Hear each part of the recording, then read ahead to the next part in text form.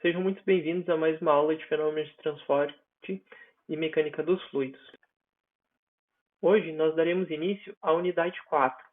Na unidade 4, nós vamos ver as equações básicas para a mecânica dos fluidos na forma de integral para um volume de controle. Mas antes, vamos revisar o que a gente já viu até aqui. Na unidade 3, nós vimos alguns conceitos fundamentais de fluidoestática. Nós aprendemos a calcular a pressão em um ponto e como a pressão varia ao longo de um fluido estático. Nós também aprendemos os princípios básicos de manometria, diferenciamos pressão absoluta e pressão manométrica, e também analisamos o comportamento de um fluido em movimento de corpo rígido, sujeito a uma aceleração linear constante ou uma velocidade angular constante. Nessa unidade, nós vamos definir primeiro o que é um sistema de volume de controle, depois nós vamos ver o teorema de transporte de Reynolds, a equação de conservação de massa, a equação de conservação de quantidade de movimento, a equação de quantidade de movimento angular e a equação de conservação de energia, ou primeira lei da termodinâmica. Mas antes, vamos lembrar alguns conceitos básicos que nós já vimos até aqui. A definição lagrangiana ou euleriana, muito provavelmente vocês já viram em diversas outras disciplinas. Basicamente, a definição de movimento lagrangiano é marcado quando a gente segue a partícula do fluido, enquanto que o movimento euleriano considera como se a gente estivesse em uma coordenada fixa no espaço. Por exemplo, uma boia derivando no oceano, ela vai estar se movimentando conforme as correntes. Então, ela vai estar se deslocando e seu movimento vai ser um movimento lagrangiano, do escoamento. Em contrapartida, por exemplo, quando a gente está com o GPS de um carro, o carro está em movimento, mas o sistema de referência que está medindo a velocidade desse carro, ele está em um satélite, em um sistema de coordenadas globais, que considera que esse sistema está parado. Então, ele está num sistema euleriano. Então, aqui, por exemplo, se eu quero saber o movimento que está essa boia, ela vai estar com o movimento das correntes, mais o movimento que vai estar da oscilação das ondas que vai estar ocasionando nessa boia, tá? Aqui o carro ele vai estar se movimentando apenas em relação a um referencial do GPS, tá? Então esse referencial vai estar fixo em um ponto de coordenadas na superfície terrestre. Então essa é basicamente a diferença. Nós também definimos na unidade 2 o que é um regime permanente e o que é um regime transiente. Lembram? Um regime permanente, eu vou ter que a minha variação ao longo do tempo vai ser igual a zero, ou seja, ele não está variando ao longo do tempo. Enquanto que um regime transiente, eu vou ter o meu fluxo e as propriedades do meu fluido variando ao longo do tempo, tá? Então, a minha derivada, todas as minhas derivadas em relação ao tempo vão ser diferentes de zero. A gente também definiu o que é um escoamento uni, bi ou tridimensional, tá? O que é um fluido viscoso e um fluido invícido. E aí, lembrando que um fluido viscoso é aquele que é um fluido real, né? Que a minha viscosidade ela vai ser maior do que zero. Enquanto que um fluido invícido, a minha viscosidade, a gente pode aproximar ela de zero. Tá? Lembrando que todo fluido possui viscosidade, então um fluido real é um fluido que tem, onde a gente considera viscosidade, e um fluido invícido é aquele que a gente desconsidera a viscosidade ou aproxima ela de zero porque ela não é relevante para o movimento do meu fluido. Nós temos também um fluido laminar ou turbulento, onde o fluido laminar é aquele que se comporta de forma retilínea assim, e constante. E o fluxo turbulento, a gente vai falar dele mais ao longo da disciplina, é o fluido que ele vai assumir oscilações assim em função da turbulência. A gente vai ter uma aula só sobre isso e nós vamos falar bastante sobre isso mais para frente ao longo da disciplina, tá? Nós temos um fluido compressível quando a minha massa específica ela varia, e um fluido incompressível quando a gente consegue aproximar a nossa máxima específica como constante. Lembrem aqui, por exemplo, daquele caso da seringa com ar e da seringa com água que a gente falou na unidade 2. Nós também temos escoamentos internos, que são quando eles acontecem dentro de tubos, e nós temos escoamentos externos, que são escoamentos que acontecem na superfície ou em tubos que não estão completamente cheios. E aí nós vimos algumas formas de visualizar o escoamento. As principais delas são a linha de trajetória, a linha de emissão e a linha de corrente. E agora nós vamos ver as principais equações para resolver o escoamento nesses tubos, nesses fluidos. Nós temos os métodos integrais e os métodos diferenciais. Os métodos diferenciais, eles vão resolver cada ponto da partícula desse meu fluido. Vão resolver dentro de um espaço muito pequeno o comportamento desse meu fluxo. Então, aqui no caso, eu tenho um domínio onde esse meu fluxo está entrando e um domínio onde esse meu fluxo está saindo. E eu quero saber tudo o que acontece com esse fluxo aqui dentro desse domínio. No método integral, eu quero saber como que ele se comporta de forma global. Então, eu vou ter aqui um fluxo entrando e vou ter um fluxo saindo dentro desse meu volume de controle.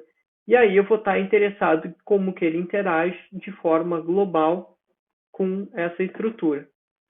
Vamos ver se assim fica mais claro. No método integral, por exemplo, eu vou calcular a vazão total do fluxo que passou por aquele volume. Posso calcular também o somatório das forças que interagiram sobre aquele fluido, ou a energia total que foi gasta ou ganhada dentro daquele sistema. Então, por exemplo, aqui eu tenho um fluxo que está vindo dessa direção e ele está entrando dentro de uma região que eu vou chamar de volume de controle. E aí, dentro dessa região, ele vai sofrer alguns processos de interações. Por exemplo, ele vai fazer uma força sobre essa estrutura e essa estrutura vai modificar o comportamento desse fluxo. E aí, eu quero saber qual que vai ser o comportamento do meu fluxo, o que aconteceu, qual é o comportamento de forma integral, ou seja, todo o comportamento que aconteceu dentro desse meu volume de controle. E para isso, nós vamos utilizar o teorema de Reynolds. E o teorema de Reynolds vai relacionar todas as derivadas do meu sistema e a formulação do meu volume de controle para entender o comportamento global do meu fluxo. Para isso, eu vou definir primeiro um sistema. E aí, nesse sistema, eu vou estudar o movimento de uma partícula individual do fluido ou um grupo de partículas conforme elas se deslocam através do espaço. E eu também posso definir um volume de controle, onde eu vou estudar uma região do espaço onde o fluido escoa através dessa região. Em um sistema, existe uma quantidade de massa que é fixa. E ele está separado do ambiente por uma condição de fronteira. Ou seja, num sistema não é possível eu adicionar nem subtrair massa dele, porque ele vai estar isolado. Mas eu posso sim trocar energia para fora do sistema, mas não massa. Tá? Então, minha massa dentro do meu sistema ela vai ser constante. Um volume de controle já acontece o oposto. Meu fluxo pode passar e escorrer por um volume que for definido. Então, eu posso definir uma região desse meu fluido e o meu fluxo pode passar e trocar e variar ao longo desse escoamento. E tanto o sistema quanto o volume de controle, eles podem ser definidos a partir de uma barreira física, tá? Como aqui, que está isolando esse problema, como uma barreira teórica, tá? Como um volume, uma região do espaço que eu defini, tá? Então aqui minha tubulação continua em todos esses sentidos, mas eu posso definir o meu volume de controle de forma que ele se mantenha dentro dessa região aqui, tá? Ele pode ser uma barreira que eu criei. Dado um sistema, eu vou aplicar então sobre esse sistema os meus princípios de conservação de massa, a minha segunda lei de Newton, a minha primeira lei da termodinâmica, o princípio de quantidade de movimento angular. E para mim eu posso relacionar esse sistema com o meu volume de contorno a partir do teorema de transporte de Reynolds, que nós vamos ver agora. O teorema de transporte de Reynolds ele pode ser aplicado a qualquer propriedade extensiva, ou seja, qualquer propriedade que seja proporcional à massa. Aí nós temos o peso, o volume, a quantidade de movimento e todas essas outras.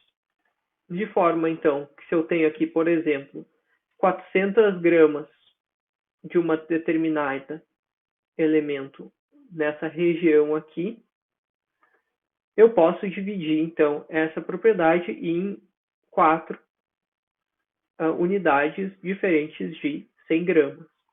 Tá? Por isso que a gente utiliza essas propriedades extensivas. Em contrapartida, uma propriedade intensiva, ela independe da massa. Ou seja, por exemplo, temperatura. Temperatura é uma unidade intensiva, é uma propriedade intensiva.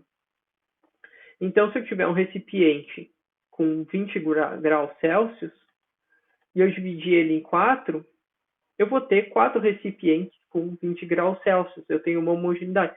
Não é porque eu dividi esse recipiente que eu vou ter 4 recipientes a 10 graus Celsius. Ou seja, eu não posso dividir essa minha temperatura, tá? Então, só um exemplo para explicar a diferença entre propriedade intensiva e propriedade extensiva. E aí, para fins de cálculos, aqui nós vamos definir uma propriedade extensiva como B e uma propriedade intensiva como B, de tal forma que se eu multiplicar essa minha propriedade, que é intensiva, pela minha massa, ela vai se tornar uma propriedade extensiva. Eu vou pegar, por exemplo, se eu disser que a massa é 400 gramas a 20 graus Celsius, eu posso dividir, então, essa minha massa em 4 outras componentes, que vão ser a minha temperatura vezes 100 gramas, mais minha temperatura vezes 100 gramas, mais minha temperatura vezes 100 gramas, mais minha temperatura vezes 100 gramas, e assim eu completo toda a massa que tem dentro desse meu sistema. Então essa é uma forma de transformar uma propriedade intensiva B e escrever ela em forma de uma propriedade extensiva Bzão. E aí, então, se a quantidade de uma propriedade extensiva pode ser determinada pelo somatório da quantidade associada a cada partícula do fluido que contém o sistema, então, desse modo, eu posso representar a minha propriedade Bzão como igual à integral do meu sistema, do meu Bzinho, vezes o meu dm, tá? Eu vou voltar aqui para relembrar. Eu tenho aqui minha massa, e aqui eu estou dividindo ela em 4 massas. Se eu estivesse dividindo ela num número n de massas muito pequenos, tendendo a 0, ou n tendendo a infinito, e fosse somar todos esses dm's, eu obteria um resultado integral. Tá? Então, aqui é a mesma equação aquela, apenas escrita na forma integral para uma massa infinitesimal. Ou eu também posso escrever como o meu B vai ser igual à integral da massa específica desse meu fluido vezes o meu volume. Lembrando que a variação da minha massa vai ser igual à minha massa específica, que vai ser constante ao longo desse volume, se o meu fluido for incompressível, e vai variar se ele for compressível, ao longo dessa minha variação de volume. Então, isso é equivalente a isso, mesma coisa que eu estou escrevendo. E aí, se eu quiser saber, então, a variação temporal dessa minha propriedade de B ao longo do meu volume, ao longo do meu sistema, eu vou simplesmente fazer a minha derivada temporal, meu d dt, desse meu Bzão. Ou seja, eu vou ter o d dt da integral do meu sistema de ρ, Bzinho, dv. E aí, lembrando aqui que B é qualquer propriedade intensiva do meu problema. E aí, de forma muito semelhante, se eu quiser saber como o meu B varia ao longo do meu volume de controle, eu vou simplesmente aplicar a derivada temporal de B sobre o meu volume de controle. E aí eu vou ter de forma análoga essa expressão aqui. E apesar de serem muito parecidas, a minha variação ao longo do meu volume de controle e do meu sistema de controle, elas são fisicamente distintas, tá? Então aqui eu tenho a minha superfície de controle determinada por esse valor aqui, e aqui eu tenho o meu sistema. Então no instante inicial eu tenho que isso aqui é igual a zero, e aí no instante 2, onde eu aperto aqui, abro essa válvula, o meu fluxo pode sair do meu sistema. Mas a gente tinha definido que a massa tinha que ser conservada dentro do meu sistema. Então, qual que seria a diferença entre o meu dB do sistema e o meu dB do volume de controle? Quando B representa a massa do sistema e Bzinho é igual a 1. Então, o que a gente tem que lembrar é que no sistema do volume de controle, a massa do sistema ela tem que ser conservada. Tá? Então, mesmo que eu tenha que meu dt aqui, se eu estiver considerando o meu Bzinho igual a 1, eu vou estar simplesmente integrando a massa, e a massa no meu sistema de controle ela não vai variar. Ou seja, o meu dt do meu B do sistema vai ser igual a zero. Já no meu volume de controle, o meu ddt ele vai ter uma perda de massa quando eu abrir aquela válvula, logo, em T maior que zero, parte da massa vai cruzar a fronteira do volume de controle e eu vou ter uma perda de massa, ou seja, essa variável aqui vai ser menor do que zero. Para compreender melhor isso, primeiro vou imaginar que a gente seleciona uma porção arbitrária de um fluido num escoamento em um instante t0. Tá? Aqui, T. Aí nós podemos imaginar que nós atingimos essa porção aqui toda externa do fluido de cor azul. E aí, essa forma aqui azul inicial do meu fluido, a gente vai definir como a nossa superfície de volume de controle. E essa superfície vai ser fixa, então, no sistema de coordenadas x e y. E aí, se a gente considerar que após um tempo infinitesimal, onde meu t vai ser igual a t mais ΔT, esse sistema vai ter se movimentado, mas meu volume de controle que eu marquei aqui em azul, ele vai ter se mantido constante. E aí, se a gente analisar, então, a proporção aqui que a gente está analisando de B que entrou, que passou aqui no sistema, o quanto que variou aqui nessa zona de alimentação, aqui, nessa zona aqui, nessa área 1, e o quanto que variou nessa área 2, a gente vai conseguir escrever o quanto que variou ao longo dessa minha superfície do sistema, ao longo dessa variação durante o tempo t mais dt, durante o tempo mais dt, tá?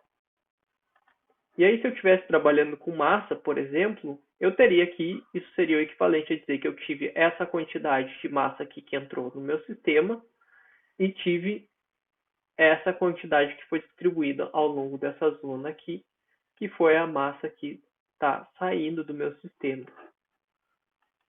E aí, se a gente achar uma equação básica, então, que consiga relacionar o quanto que entrou de alimentação dessa propriedade, massa, por exemplo, no meu sistema, com o quanto que saiu do meu sistema, eu vou ter o quanto que a minha superfície de controle, o quanto que é a minha propriedade Bzão, variou sobre o meu volume de controle ao longo do tempo. E esse é o princípio básico do teorema de transporte de Reynolds. O teorema de transporte de Reynolds vai justamente trazer uma equação para a gente relacionar ela.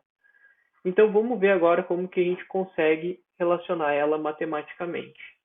Num instante t inicial, eu vou ter que o B do meu sistema vai ser igual ao B do meu volume de controle. Mas, em B mais dt, eu vou ter que o B do meu sistema vai ser igual ao B no meu instante 2 aqui, menos o B no meu sistema 1.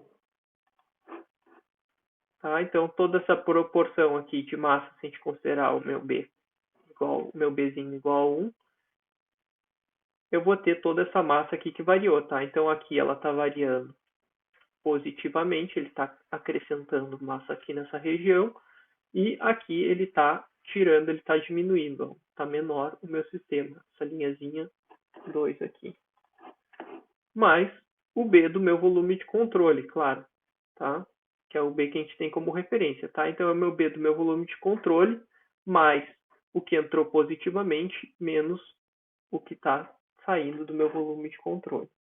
Então, agora, se eu pegar a minha variação delta do quanto que variou o B do meu sistema, B delta T, a gente tinha visto que seria igual a zero, porque a propriedade de massa ela tem que ser considerada no meu sistema. Mas a gente pode reescrever essa expressão aqui em função do B do meu sistema, B do meu sistema, mais ΔT, menos o B do meu sistema em dt. Então, ou seja, o B do meu sistema no meu ΔT menos o que estava antes, né? E assim eu tenho a minha variação temporal do B no meu sistema.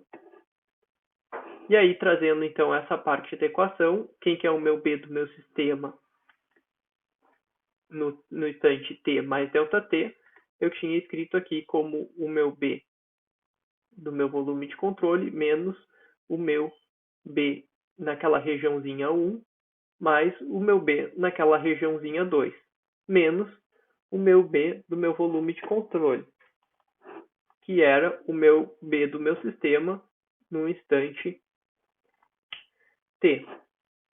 Aqui, então, eu vou simplesmente separar agora essa divisão aqui para ficar mais fácil da gente visualizar. E aí, separando aquela expressão anterior, eu vou ter que vai ser o meu B do meu volume de controle em T mais ΔT, menos o B do meu volume de controle em T, mais o meu B2, que foi aquela região que foi somada, em T mais ΔT, menos o meu B1, que é aquela região que foi retirada quando passou esse instante ΔT. E aí, se eu aplicar o limite quando meu ΔT tende a zero, eu fico com a forma diferencial, onde a minha derivada total do B do meu sistema vai me dar, em relação ao tempo, vai ser igual à minha derivada parcial do B do meu volume de controle ao longo do tempo, tá?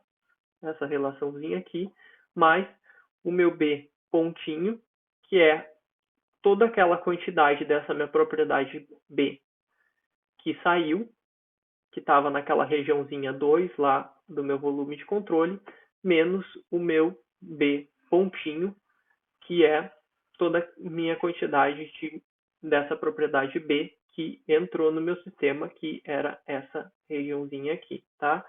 Isso vai ser muito útil, principalmente quando a gente estiver trabalhando com massa, por exemplo, né? Então eu posso dizer que a massa do meu sistema, ao longo do tempo, ela vai se comportar como a massa que variou ao longo do meu volume de controle ao longo do tempo, mais a massa que saiu menos a massa que entrou. Ótimo, tá? Então, assim fica um pouco, se a gente substituir B por massa aqui, fica um pouco mais fácil de compreender o problema. Com isso, nós ficamos, então, que dB do sistema dt é a taxa de variação da propriedade B associada a uma partícula do fluido durante seu movimento. E aí nós temos que o nosso dB sobre o volume de controle dt, derivada parcial, é a taxa de variação da propriedade B no volume de controle e não no sistema. E aí nós temos como B pontinho, nós vamos chamar de ou B out, que é de saída, ou seja, é o fluxo com que essa propriedade B sai do sistema. E BI é o fluxo com que essa propriedade B entra no sistema. E o fluxo, então, com que essa variável entra no sistema vai estar associada com a velocidade de entrada que essa propriedade B vai ter no sistema e com a velocidade de saída que essa propriedade vai ter no sistema. E aí, se a gente pegar, então, uma superfície qualquer do nosso sistema, então aqui representado por uma superfície qualquer de área ΔA, nós vamos ter a um ponto desse sistema, nós vamos ter um vetor velocidade que vai estar atuando nesse sistema, e nós vamos ter um vetor normal que vai estar atuando nesse sistema. Então, a velocidade normal que vai estar atuando nesse sistema pode ser escrita como V cosseno θ, devido a esse θ aqui, certo? E aí, se eu considerar, então, aqui uma área ΔA vezes A normal, e considerar essa minha variação uma pequena variação no tempo. Então, digamos que aqui eu tenho uma pequena variação no tempo. Ao longo dessa velocidade aqui, eu consigo calcular, então, o meu V vezes o ΔT. Considerando esse aqui o ΔT, que vai me dar uma unidade de comprimento, né? Velocidade vezes tempo vai me dar comprimento, né? Então, eu consigo calcular esse deslocamento aqui, dessa minha superfície, ao longo dessa minha superfície aqui, como V vezes ΔT. E aí, se eu quiser calcular o volume, então, do que passou por essa superfície e saiu através dessa daqui, eu consigo calcular o meu ΔV aqui como L normal à superfície, como esse comprimento aqui normal à superfície, vezes essa minha área aqui, e isso vai me dar o volume com que essa propriedade está sendo transportada por essa velocidade aqui, nesse ponto da superfície. Qual propriedade minha propriedade B igual a MBdim.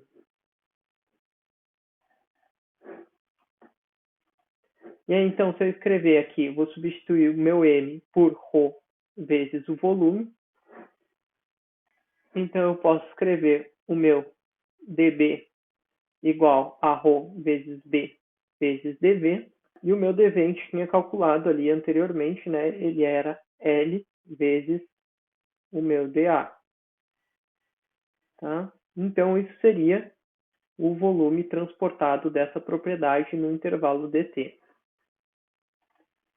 E aí, se a gente calcular, então, quem que é o meu dl eu posso calcular ele em função do vetor normal à superfície, vai ser dl vezes o meu cosseno de θ.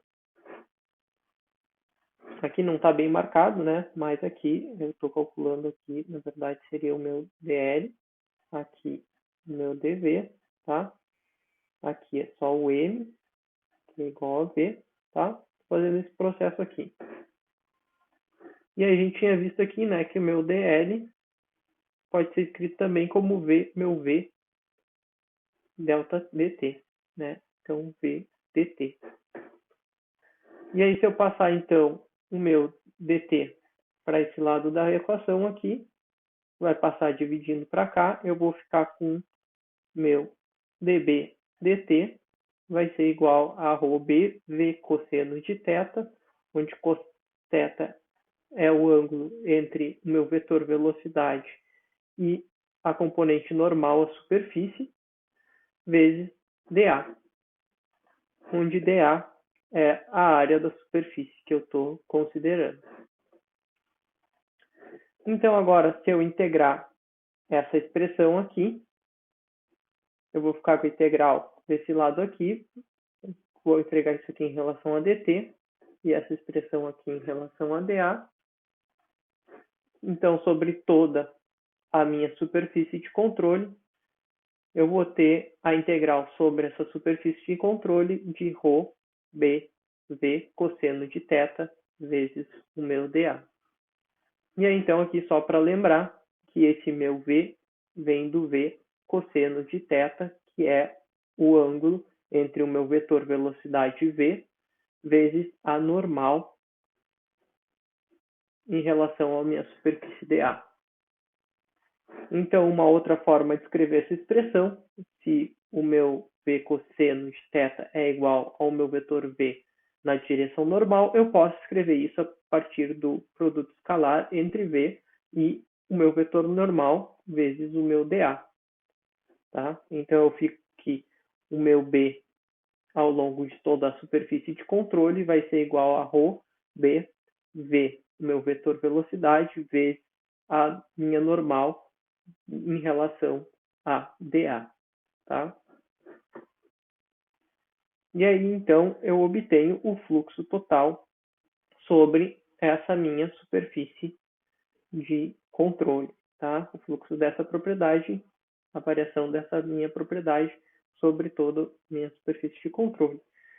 E se eu fizer, eu posso fazer também aplicar apenas para a região que está entrando, tá? E a região que está saindo. Então, eu vou ter que tudo que está saindo na superfície menos tudo que está entrando vai ser igual à minha variação dessa minha propriedade B ao longo da minha superfície. E aí, então, se eu pegar a equação 4 que a gente tinha visto anteriormente, a equação 5 que a gente tinha visto anteriormente, a equação 6 que eu acabei de mostrar, a gente pode escrever, então, que a taxa de variação dessa propriedade B sobre o meu volume de controle no tempo vai ser igual a d dt, integral sobre o meu volume de controle de ρ b vezes dv, tá? Isso aqui é a equação que a gente já tinha visto. E aí eu tenho, então, que no meu sistema, eu vou ter que meu d dt do meu sistema vai ser igual a derivada no tempo do p sobre o meu volume de controle, mais o o quanto que entra e o quanto que sai nesse intervalo de tempo. Tá? onde a integral de todos os meus b, que vai dar o meu b pontinho, que vai dar o fluxo dessa propriedade ao longo da minha superfície de controle, é dada por essa integral. Tá? Tudo equações que a gente já viu até agora. Então, se eu combinar essas três equações, eu vou obter aqui, então, que minha variação temporal dessa minha propriedade B no meu sistema vai ser igual à minha variação temporal dessa minha propriedade B sobre o meu volume de controle, que pode ser escrita como ρ vezes o Bzinho vezes o dV. Lembrando que aqui, no caso, ρ vezes o dV seria a minha massa, mais a minha integral sobre o sistema do meu ρ vezes o meu B, vezes o produto escalar entre a minha velocidade e minha componente normal. Lembra? Isso aqui a gente tinha visto como V cosseno de θ, onde θ era o ângulo e dA é a minha área da superfície.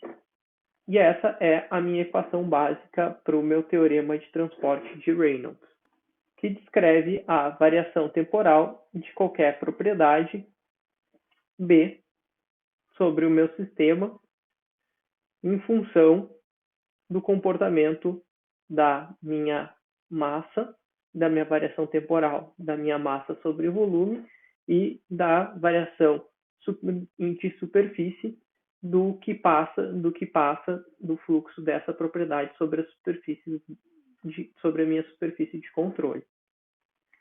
Então, para deixar mais explícito, o primeiro termo vai ser a taxa de variação da minha propriedade extensiva B num sistema.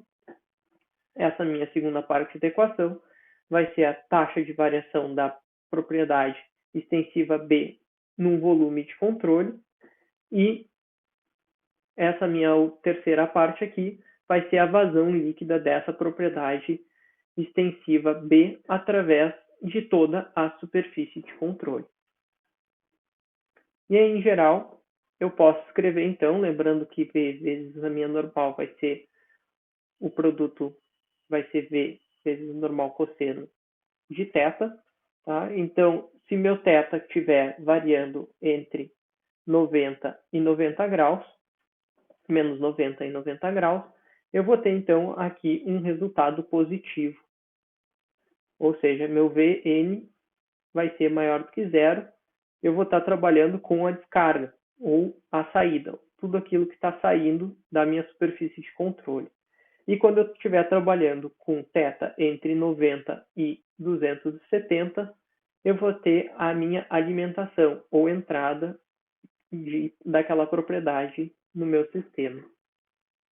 Ou seja, conhecendo o meu vetor velocidade e a distribuição, como se comporta a minha superfície, como que eu calculo o ângulo normal em função de θ da minha superfície, eu vou conseguir dizer se eu estou botando para dentro mais alguma coisa dessa propriedade B ou se vai estar saindo essa propriedade B do sistema.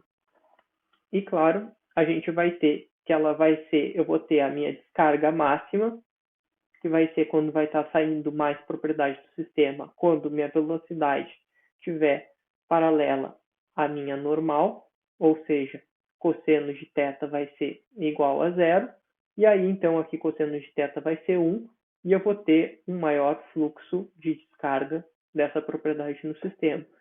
Quando θ for igual a 180 graus, eu vou ter o meu fluxo numa direção e a minha normal vai estar na outra direção, logo vai estar entrando essa propriedade sobre a minha superfície, tá?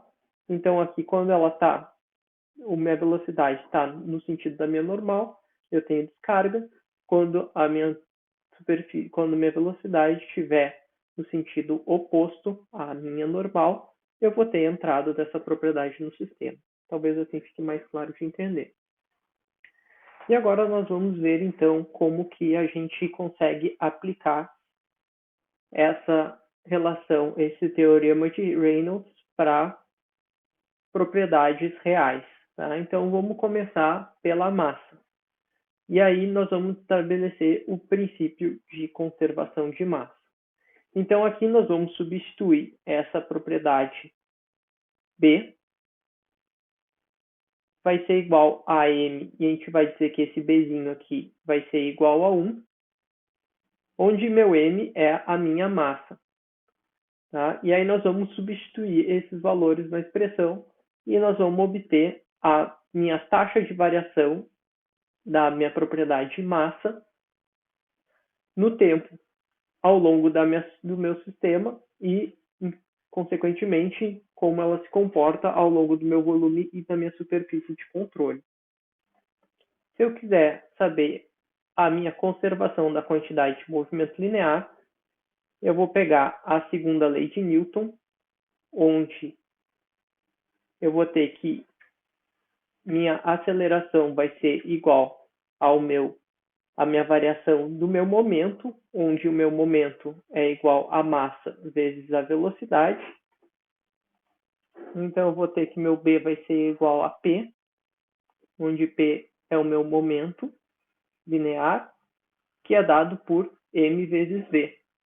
E está relacionado com a minha segunda lei de Newton, pois força é igual a massa vezes aceleração, onde a aceleração é igual a massa vezes meu dv dt, que é igual a meu dp dt. Então, é uma outra forma de enxergar a segunda lei de Newton. Na verdade, foi como Newton definiu, né? Que para que ocorra uma variação na força, eu preciso ter uma modificação no meu momento. Tá?